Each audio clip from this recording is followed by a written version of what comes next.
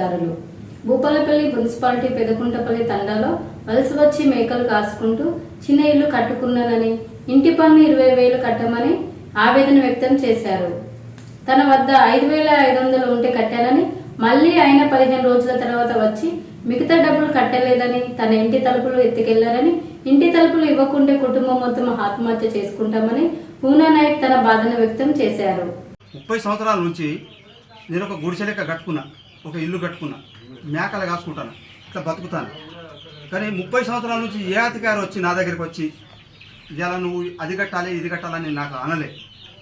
అనకపోతే నేనేమనుకున్నా, వాళ్ళు ఏమైనా లోన్కి ఇట్లా రాస్తారు కావచ్చు, నాకేం లేదు కదా, నాకేమైనా లోన్కి ఇట్లా రాస్తారు కావచ్చు అని నేను అనుకొని నేను వాళ్ళ దగ్గర పోయేటాలకు వాళ్ళు ఏం చేసారు, 20,000 రూపాయలు నువ్వు ఇంటి బిల్లు కట్టాలి అని నాకు చెప్పారు.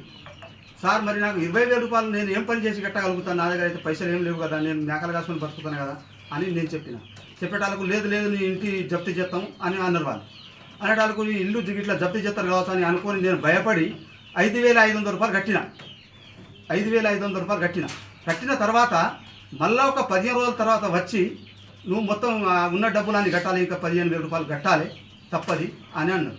సార్ మరి నేను 15,000 రూపాయలు కడతా, మరి నాకు ఏ సవలతు లేదా, మరి నాకు రోడ్డు లేదా, నాకు సైడ్ కాలువ లేదా, నాకు కరెంట్ లేదా, మరి నేను ఏం చేయగలుగుతా, మరి నా దగ్గర ఏం లేవు కదా సార్, నేనైతే ఇప్పుడు కట్టలేను, నేను నా దగ్గర మీరు భయపెట్టిస్తేనే నేను 5,500 కట్టినా, లేకపోతే నేను కట్టబోతున్నాను. 20-30 సంవత్సరాల నుంచి నా దగ్గర ఎవ్వరు పైసలు అడగడానికి రాలే, నాకు అసలు తెలియదు ఇంటి గురించి అని నేను చెప్పినాక మొత్తం గిన్నెలు బోళ్ళు అన్ని తీసి మొత్తం బయటపెట్టినాక బండి గుంజుకుపోతారు.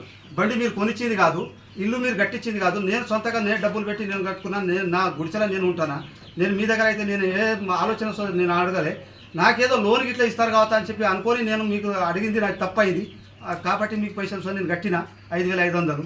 ఇగో ఇది నాది జరిగిన విషయం. ఇగో ఇది 2 తలుపు రిక్కలు బిక్కపోయారు, 2 రూములై.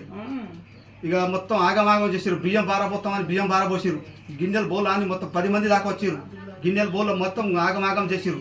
అరే మేమేం అన్యాయం చేసినాం సార్ అని నేనంటే నా మీదుగా మర్రపడతారు, నీ మేకలు కొట్టుకుపోతామంటారు, నీ ఇల్లు మొత్తం తాళం పెడతామంటారు. తాళం ఏముంది సార్, రిక్కలు బిక్కపోతారు కదా ఇక మీరు, సరే బిక్కపోరు, ఇక నేనేం చేయలేనని చెప్పి నేను సపోర్ట్ చెప్పుకున్నా.